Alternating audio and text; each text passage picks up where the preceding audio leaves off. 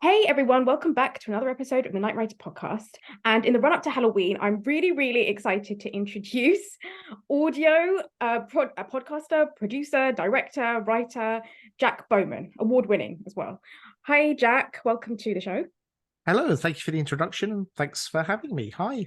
Hi. So we're here to discuss a new audio drama called London After Midnight that Mhm. you have, I said, created, I believe.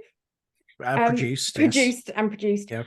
So tell us what it's about and how the project came about. Well, okay, so there may be already some of your listeners going, I know London After Midnight, and it is the most notoriously lost Hollywood silent movie of all time. It was produced and released in 1927 by MGM, starred Lon Chaney, gave us the iconic monster, the man in the beaver hat. All on just on the cusp as you know, talkie movies were about to come in. It was the last great box office hurrah of silent feature films, but the last copy was destroyed in a vault fire Oh in God. 1965. So it's been missing. It's been nearly 7 decades since anyone can see the film. And earlier this year, I sat down with a couple of brilliant creative friends. I just had this strange, insane little idea. Could we actually remake this lost movie, this lost silent movie, as a full cast audio drama in audio movie format? And here we are. So that's what we've done. And how did you go about getting a team together? Because I presume that would be quite. I mean, if you have the right contacts, I'm sure it's pretty easy. But Well, I mean, over the years, you start to learn who you have a really great rapport to work with. So, for example, I've been developing a lot of projects with there's two writers, Lance and Kenton. So Lance Roger Axe is based in the US. He's a US producer. He's done a lot of great work, and we've been developing a lot of new audio ideas and series together for the last 3 years or so. And Kenton Hall, who's the other co-writer, has worked with me. Same thing. He's here in the UK. We'd be working on developing new ideas and concepts for audio. But also, he just come out of script editing Lelleby City Farm with me for Moonbug. So yeah, we were pretty fresh out of the trenches, as if it were, in terms of being able to work together. And a lot of the time you develop relationships with people, and you know who to call, and you know who's available and who might want to do it. And that spans from everything from the initial development period, the writings, the pre-production, through to the casting, and post-production process as well. So there's a lot of yeah. good people out there looking to work on good projects, and they seem to like this one, which was lovely. Yeah, it's really nice to. I know from experience, you have to have some people that you can trust, and if you work well together, then they're gonna. Especially if you're helming it as well, you have to make sure that they do what you Exactly. tell them to do. Well, not even that as well. It's like one link that gets missed along the way here is Lise Mick also worked with me at Moonbug as a production coordinator, and I Yeah. knew she was ready to step up to being an assistant producer. Okay. And literally, you have to, when you're in the weeds, rely on people like Lise to keep the producer director sane in the corner. So you're right, but I mean, there's a lot of unsung heroes in that production process that also do the same job beyond the usual suspects, which a lot of people call out of being great team players. So um, everyone was wonderful on this one. That's what I'm saying. So let's acknowledge the assistant producer while we're here. I don't, because I feel like radio dramas have kind of got lost, obviously, in the whole thing with TV and cinema and stuff. But originally, Mm, actually, radio dramas was the first drama that people were listening to. And mm, anyone who's from the in the UK obviously is familiar with BBC Radio 4 dramas that's still going on now. I remember at uni, I wrote one radio thing as part of a module, and we had to record it. And it was just the hardest part, I feel, was trying to build a world just based on your ears rather than visual, and just create a world that people are going to listen to. And I felt that when I was listening to your in the clips that you sent me, it's immediately you're just thrown straight mhm. into the world, and in just little things like making the tea and tapping the spoon against the mug and stuff like that. And it's so in your ear, you can just picture it already. It was just really incredible. Is that a challenge that you found over the years? It's definitely something I learned, and one of the advantages I got was I didn't necessarily start in radio. I actually started in podcasting back in the days when nobody cared. But now everyone does. Yeah, Hooray! everyone's got a Everyone's got a podcast. podcast now. So there was a little brains. So we started in 2006, and I actually wrote a theatre play, and I was asked to convert it to an audio piece, an audio play. And I had a friend who'd worked at Big Finish, so he was well versed in audio storytelling. So he helped nudge it over as an audio adaptation. But I had a little brain switch moment about a year in, because we've been writing plays and stuff like that, and it just became from like the last 15 years has been me gradually just working out what are the core elements you need when writing a piece of audio. So first of all, I firmly believe you've got to understand the type of audio you are making. So the example I use is if you have a camera, doesn't necessarily mean you shot a film or a TV show, or there are rules within visual media for the type of production you're producing. Yeah. So within that, I say, right, everyone knows an audio book's prose driven. Then you get enhanced audio books, which add sound effects like an audio drama. Then you have radio plays, which, are effectively almost a live recording to a degree. The approach to recording a radio piece is quite theatrical. It's live, it's a company feel. Audio drama moves into the sphere of like you're doing kind of all the same things, but everything is more digital processed. You're not necessarily using live Foley sound effects. Everything sort of comes after, and there can be manipulation of rhythm and stuff like that. And then finally you get to the scripted podcast end. And podcasting is distribution. It's a means of distribution. But if you're going to create drama for podcasting, it's got to have something that's slightly different from being an audio drama. I think right now we get a lot of audio dramas going out through podcasting. So it took me a long time to work out, you've got to work out where you're pitching your piece. And then the second part of it was what I learned was you had to break it down into 4 key components, particularly if you worked in podcasting, because it's so intimate. I always say that the relationship with something you listen to as a podcast, whether it's non-fiction, narrative, true crime, or whatever, is actually one-to-one. It's between the content and yourself. And what you hopefully hope for is the fact that 1 million people or 10 million people all think it's their thing. You're building 10 million one-to-one relationships, basically. And you've got to bear in mind that they're choosing to put this content between your ears. So what elements do they need to immerse themselves? And that's what we're talking about. It's about immersion. Yeah. So first of all, what does the world sound like? What does the scene sound like? What is the environment that the characters are playing in? Because we're all right now, we've both got headphones in and we're kind of nice and insulated, right? So we're probably talking either too loudly because we can't hear ourselves, or we are, talking at a nice intimate level because we're headphoned in. But if we are having this conversation in a bar, for example, so first of all, you understand the environment, then you'll understand what the characters will be responding to hourly within that, and then you're building your dialogue, and particularly for anything that's specifically for podcasting, the dialogue has to be very conversational in tone and style. With audio drama, it could be a little bit more heightened. It can be, if you sort of the subtleties of it, but this is why something like Homecoming works really, really well as a podcast drama from Gimlet, because it's all telephone conversations, tape conversations. You see what I mean? And it really gives you the feel of something like it's intimate and conversational, and that works for a podcast drama. London After Midnight, not necessarily designed for podcasting. It's closer to audio drama, although it is what we now call an audio movie.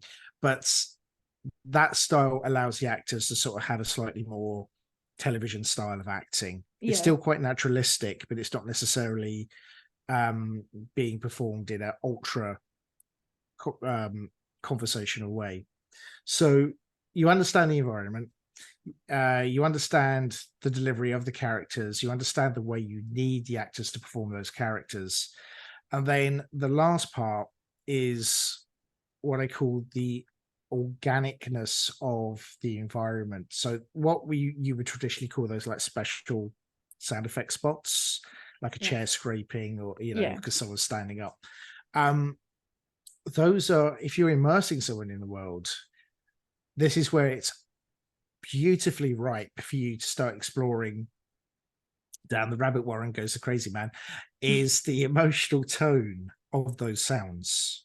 So like if someone If you, aggressively stands up, you have to like really scrape yes, the thing, or if it's gentle stands up. Yeah, I get exactly, what you yeah. mean. Yeah. And a lot of the time, I work with a lot of really great sound designers, and the first thing I'm often pulling out is you can tell where there's just a generic sound. I wrote some sound designs yesterday, and it was for a character picking up a packet of sweets, right, for a pilot. And I said, it doesn't sound, it's not light enough. It doesn't sound plasticky enough. You see what I mean? It's like, that is a crinkly sound effect there, and it's not evoking in me the immersiveness of that is what a packet of sweets sounds like. So either this makes me an incredibly picky a-hole, or or someone, it's like, no, because it's an immersive medium, so you've got to punch for the right things. And I always use the example on Spring Hill when we got to series 3. I think the light bulb moment came in episode 2 or series 3, where there's two characters. One has pulled a gun on the other, absolutely hates the other characters, prepared to shoot him dead, and he's cool and calm as a cucumber. And in the back, we pushed an alley cat in the background. Just as part of the soundscape, a cat cries out, and I went, make the cat more anguished, make it more upset and distressed, because then you can be bringing the inner life, that character who's cool as a cucumber. Yeah. It's reflected in the sound design of the cat screaming in the distance. Okay, So because he's just not saying anything, and you can hear everything else around his environment is heightened. Yes. Yeah. And that way, then you can really start to experiment with sound, that that inner life. There are people who say we don't have the reaction shot, but what we can do in the sound mix is put the reaction sound. Yeah. And it can be there. And the last thing I'd say, if anyone is really wants to go down this path, look at your transitions, make sure those transitions flow. Yeah. We work really hard on transitions to make sure that there's a bridge from one scene to the other hourly, or at one point a character might slam a door, as they walk out, door opens and another character starts their scene, for example. So it's transitions are a massive one with audio to consider when you're structuring your script. So if you take those elements into account, I think you're halfway to building that world you're looking for.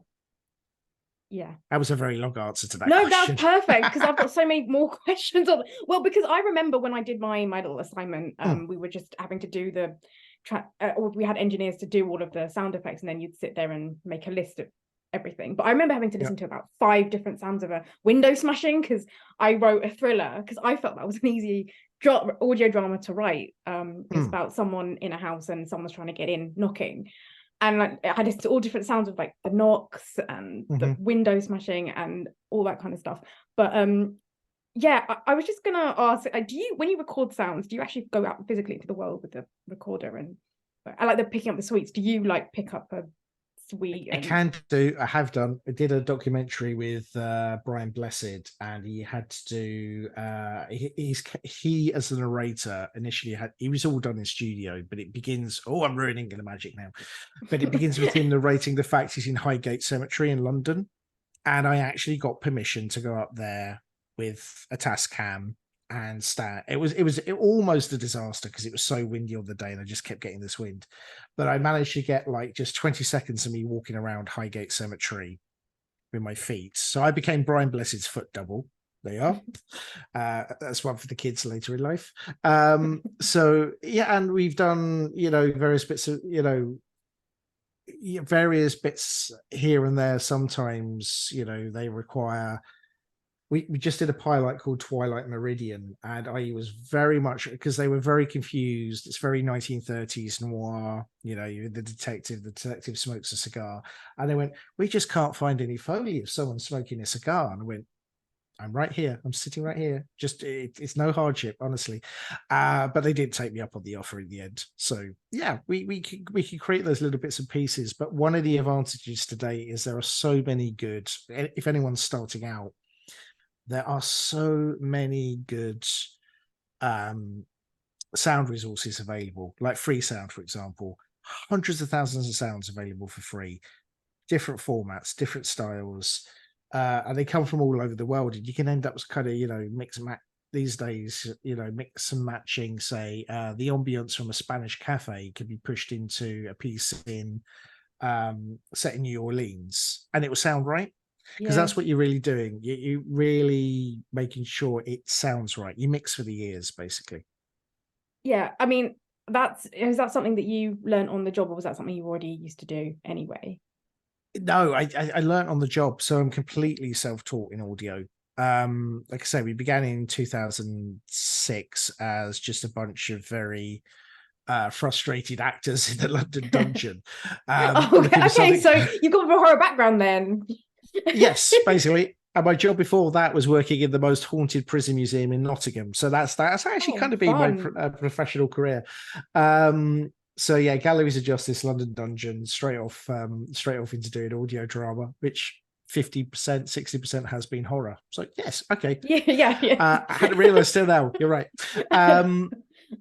But yes, it was a self-learning process. And also as well, I think it's taken a while. People have begun to catch up now, but for a long time, people just thought podcasting was online radio or radio clipped up in digital format, which it's not. It is its own medium. And we're now starting to see some really exciting developments in things like Dolby Atmos, which we've used on London After Midnight. The ability to use this really immersive distribution format, the headphones, to tell really good immersive audio stories now. I find it quite also just ironic about the fact that London After Midnight was a silent movie and now you've turned it into an audible drama.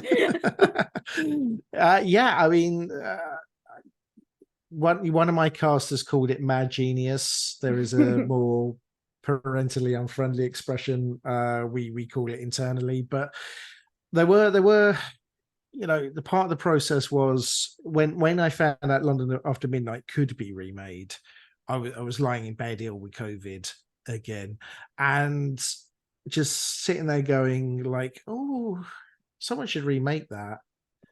And it would be absolute insanity as an audio producer for that to be your first feature film attempt. So I just went, okay, someone will do it. And I thought, could we do it as an audio drama? And I always harken back to, there are companies out there, I'm a massive missing media nerd anyway. I buy my tickets to the BFI if there's an animated Doctor Who to replace the lost footage, right? But they did a screening of a lost episode of The Avengers, a proper event. Marvel, if you're listening, it's the other one. And it was from season 2, The Tunnels of Fear, which had actually been adapted by Big Finish as an audio drama.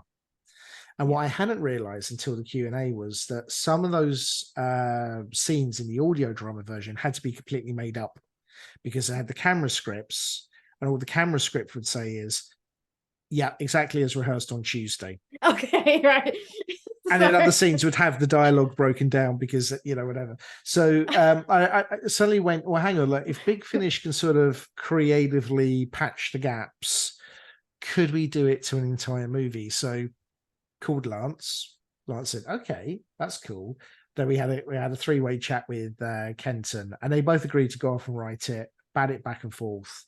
And it was honestly the most nervous 6 weeks of my life, because I thought, I'm always looking through my label, which is Audio Marvels, to just do something with audio that surprises you. Yeah.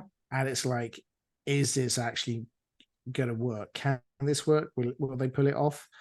It's a silent movie. So they had the screenplay.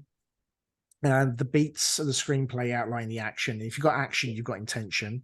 Yeah. And intention also leads to action. So you know what is driving the characters and what they do. So around that, Lance and Kenton just built the world and the dialogue from there.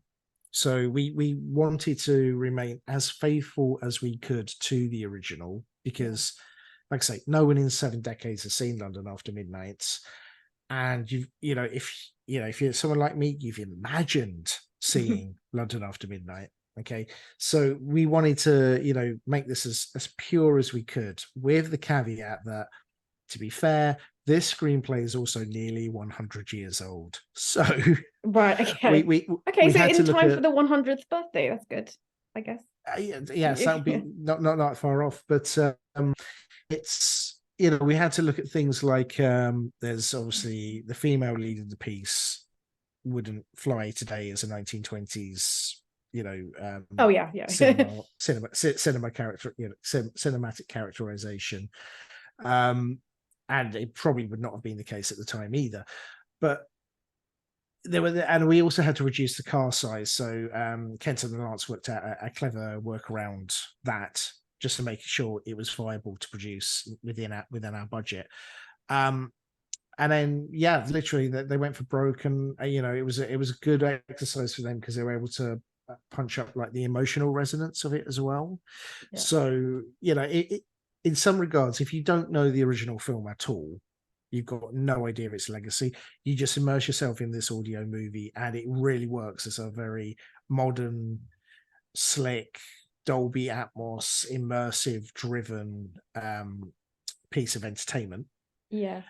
If you do know the original, you will absolutely see and understand and respect every nuance we have made to keep faithful to that screenplay, and hopefully understand why we've had to make literally about, I'd say, 2% of changes to the original story. Yeah, because when I looked it up, I saw it and it was based on obviously you mentioned it's based on a silent movie, and I tried to see if I could find it. It was nowhere to, even on YouTube, like some lost version or lost footage, but no, nothing. In fact, I got a WhatsApp an hour ago from a friend of mine saying, "Oh, there's a rumor on the 29th of October a notoriously lost movie is coming back." And I went, "Oh, that's interesting." He said, "I bet you're going to scream if it's London After Midnight." Oh, God. So, but it would be the right time if there was a collector out there who owned it. If they had a copy, now would be the time for them to surface with it, because it's in the public domain, and they can control distribution and make all the money off it. So, well, I was going to ask that actually. Who do you have to go to get rights over this, or no, is it gone now? No, it fell into the public domain January this year. Okay. Worldwide. So literally, and I only this whole thing happened because of an accident. I was lying in bed, and like I say, I wasn't very well. When I put YouTube videos on in the background to, various subjects, and for some reason my autoplay switched back on, and I accidentally ended up listening to this guy who just gives a copyright breakdown for what's in the public domain this year, and I wish I could find that video. I can't. But he was all about, the big news is Sherlock Holmes is now completely in the public domain. All the last canon, Sherlock Holmes, Sherlock Holmes, Sherlock Holmes, Sherlock Holmes. Also London After Midnight. Also, and I was like, well, hang on. What was that bit in the middle? And yeah, we checked down, and there it was. It slipped into public domain, I think very quietly, start of this year. And we were very lucky. We just happened to, just catch that one video at the right time. That is really lucky. Yeah. Well, what a coincidence. You were planning to do that. So, yeah, I mean, and, there was always the worry that someone else might do the same. I did have great fears that David K. Barnes of the Wooden Overcoats also knew this, and he'd produce his own version, which would have been amazing and fabulous, because he's such a brilliant writer. And that's why we cast him in it, because it was my way of like indirectly finding out if he was planning his own version. But also it's like, but it was also, having London After Midnight without David K. Barnes would be like, I don't know, just like Laurel without Hardy. It just it was one of those little decisions that felt right. But it turned out he hadn't. And then, there was always the possibility that someone might, remake it as a movie. But then the writer's strike hit and ground a lot of things to a halt. So there might have been someone out there developing their own version, which they would have had to have shut down pretty quickly. And then the writer's strike happened. And then the last thing that actually just made us sweat, which was hilarious, was we were just getting ready, getting all our publicity in place because we sat on it. Oh God, the cast were brilliant. They were so good at keeping it secret. Here's a tip. You can use NDAs, but if you just feed your cast nicely and ask them really, really, really, really, really, really nicely, don't tell anyone, you're fine. So we were sitting on this for, about 2 months. It was in the can, it was in post-production. And then suddenly Amicus announced they were coming back as a horror label. And I love Amicus horror movies, right? Tales from the Crypt is still one of my favorites. And I was, oh God, are they going to do? No, okay, fine, relax. They announced their film. And then just literally we were 3 or 4 days from working out when we were going to launch. And then Hammer Horror announced they were coming back as a brand. And it was like, oh, and we will unveil a slate of films. And we were like, oh God, if they announce London After Midnight, they're going to get all the oxygen in the room. So we just had to hold our nerve for 3 days until we punched out and announced. And so it ended up being quite a challenge in the last 2 weeks when we were getting ready to tell the world that London After Midnight was back. That sounds really stressful because everyone's like unveiling all of showing all their cards, and it's just like, oh God. Yeah, everyone's like, oh, we're doing movies at Hammer. Because if Hammer are smart, they would do London After Midnight. If Amicus is smart, so they would do London After Midnight. I would really welcome them doing it, but I would have cried if they decided to do it and announced it 3 days before we announced ours. So we got lucky. Here's ours. Listen to it. Actually, that then begs the question: do you think that you've started something now, like a market for silent movies being turned into audio dramas? Possibly. And is this something you'd like to explore? Yes, I've already had a proposal for one next year from someone, which is quite exciting, and I'd love to do it. Although the copyright issue is a little bit more blurry, but if it opens the floodgates, I mean, there was another producer I know who came to me and said, "Oh, I've got a load of Lon Chaney pieces I've already pre-adapted from other silent movies, and I just haven't got them into production yet." So there's clearly something in the water that it's a little bit like, because established IP and brands and known franchises in audio is very, very dicey for a studio. There's not a lot of return of investment. Getting your money back is incredibly difficult. But there is something in maybe going further back, because you get the name recognition of something like London After Midnight. Yeah. But at the same time, you then also get the freedom to create your own version within the dialogue and the sound effects and the oral storytelling. So it ends up being a bit of the best of both worlds, because it's all you effectively given is an outline that is silent, and you can put all your heart and soul and creativity into telling that story through sound. Yeah, I think because when you said that you were, obviously it was a silent movie, I was kind of thinking, actually, there are so many silent movies out there, probably a lot of them in the public domain still, or just been released. And it will give a chance for like a new generation to, I guess, understand the story, because obviously they are such brilliant stories, but I don't know anyone who's going to watch a silent movie. That's true. But then if you put it in an audio version and create the world and then actually like dialogue and all that kind of stuff, then that would definitely introduce them to that. That said, there's this 2 things you just reminded me of, and I don't think I've told anyone this first one. There was genuinely actually a 2-minute pre-production development conversation about, could we actually make this as a silent audio drama, and what would that look like? And of course, it would have worked, but we just sat there and laughed and said, "Oh, that would be quite avant-garde." And we had a nice 2 minutes, like sitting there going, "What would a silent audio movie be like?" but there's also, I noticed a trend recently. There was a horror film that came out a couple of weeks ago on Hulu and Disney Plus, depending on where in the world you are, dear listener. And it's called No One Will Save You, which is an alien invasion horror film. And it genuinely only has one line of dialogue in the whole piece.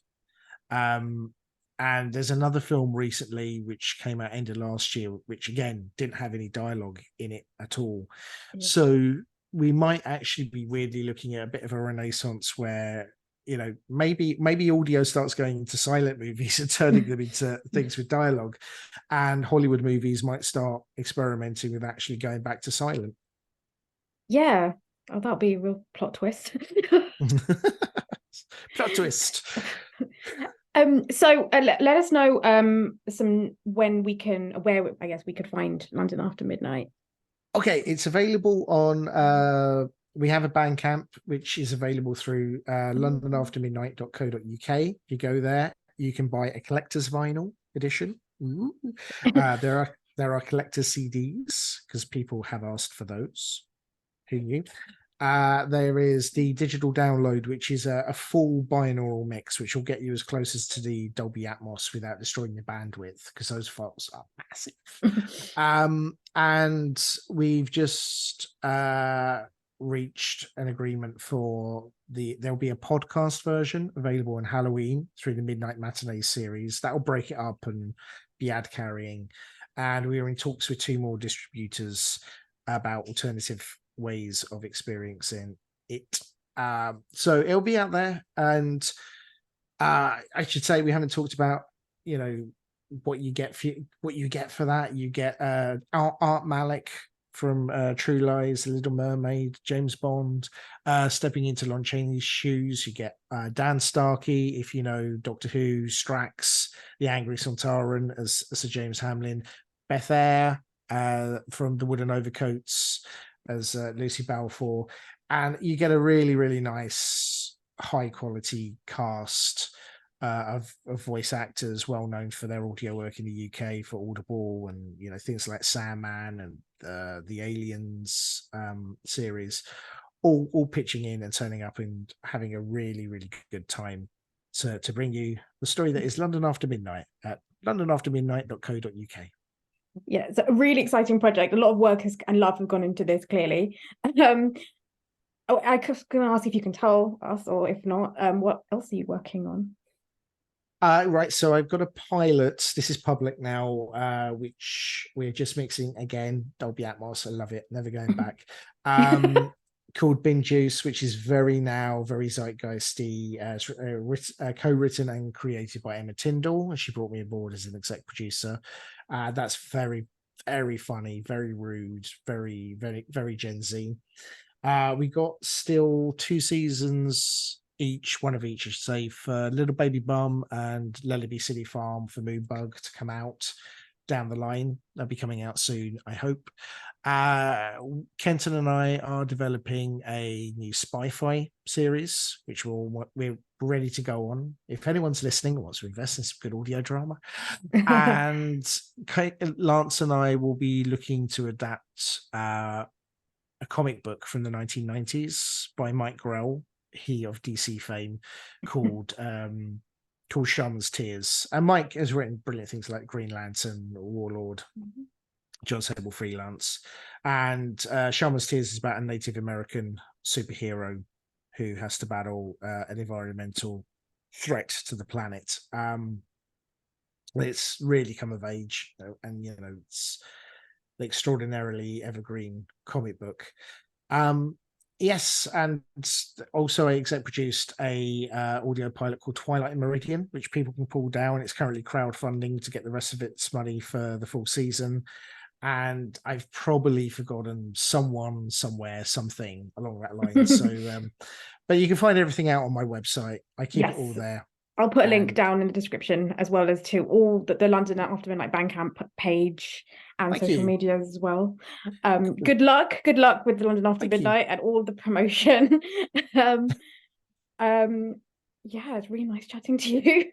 No, thank you. Thank you for having me. It's really, really I've just lovely. realized as well, like it's Friday the 13th as of recording. We're recording it on Friday the 13th. So yeah, even more Yes, fitting. there we are. So you're going to call me back in about a day and say, "Oh, the materials disappeared. I've got to do it again." So Thank you so much. Have a great Halloween. you too. Thank you very much. Bye, everyone. We'll see you in the next one. Bye bye.